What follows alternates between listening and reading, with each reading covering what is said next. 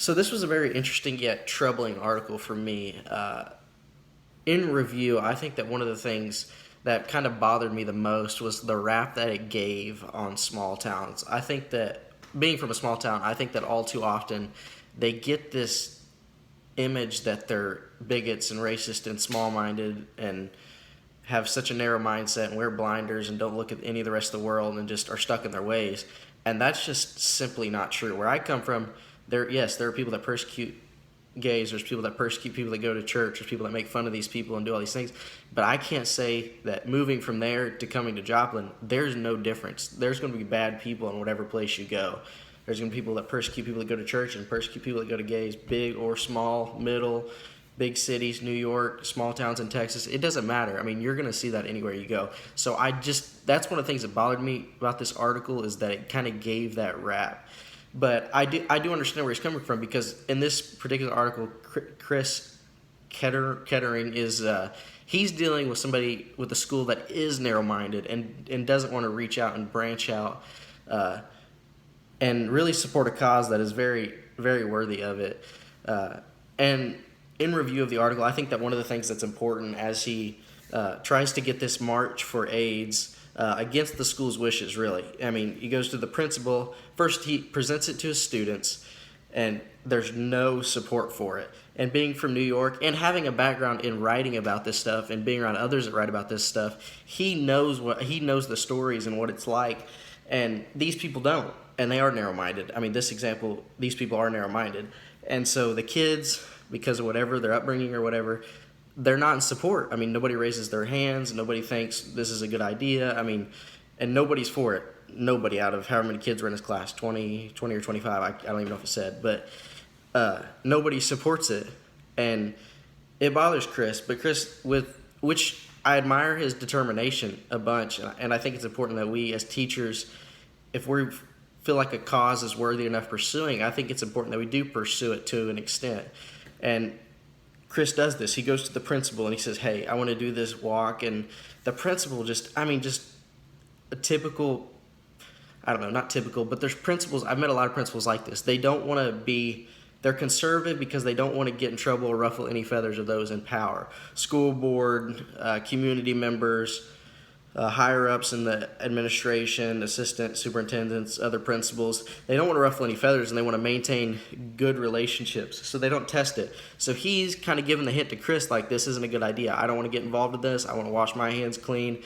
And he's looking out for Chris. I don't know if it's looking out, but he's trying to convince him that, let's just not go through with this. I know you have your mindset on it, and it's an AIDS walk. I mean, it's not like it's anything that, you have the separation of church and state. It's not like he's supporting a gay march or he's like supporting a march for church. I mean, it's not necessarily like you're on this side, you're on that side. It's supporting people that are hurting. I mean, that are dying every day. I mean, it's like supporting like the polio back in the 20th century. I mean, it's a similar concept. We're supporting people that are in hurt and in pain, and that's families as well too. And Chris just faces this backlash. And, I expect, I know my mom taught and my grandma taught, and her dad was in the, the school district and worked within the school district. And relationships are kind of what you take away. So I think I kind of get relieved because I think Chris is going to sit down and talk to his fellow teacher. And I go, oh, okay, he's going to support him. And he still doesn't support him.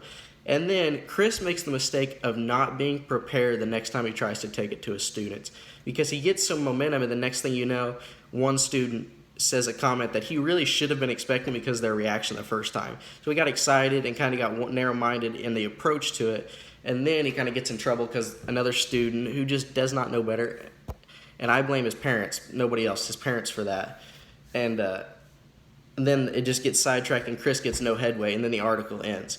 And I think this is important for future educators like myself, because the big idea or the big picture is there's two things I think of. If you feel like a cause is worthy enough, and that's the best part about living in the world we do today, if you feel like a cause you're passionate enough about a cause, and it's a just cause. I mean, you have to separate certain things, and I don't think that AIDS is anywhere in. I think it's a moral cause, and everybody can agree with that. But I think it's important that you fight for a cause and you go for a cause. Everybody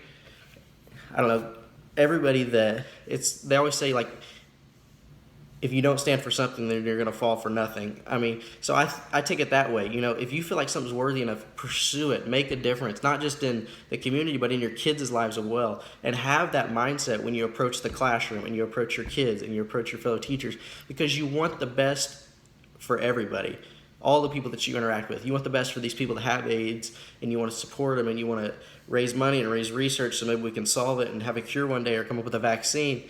And it's the same way with your other coworkers, colleagues, administration, kids, janitors. It doesn't matter who you're talking about. You should have that mindset with every person you interact with. And I think that's the important part. And that's the part that I admire Chris. Chris was set on a cause that was just. And he said, you know what, I'm willing to throw everything to the wayside, and I'm willing to kind of put myself in harm's way, because he was going to get looked down on, and he might not got approved, he might have got fired, like the other teacher said. But he had the mindset and the cause that he was going to make a difference in these people's life. And I think it's important that we take that away. And I also think it's important that the second thing that we need to take away is preparation. He just was not prepared the second time when he went to present it to his students. If he would have been prepared, he might have been able to go a certain way with the conversation when Ron said what he said. And he could have took the conversation that way and led it that way, and then had students build their support like they were starting to. But he just wasn't prepared, and that's honestly what hurt him in the end. Because I think those students would have got on board with him. I really do. I think they would have jumped on, and because he started to gain some momentum.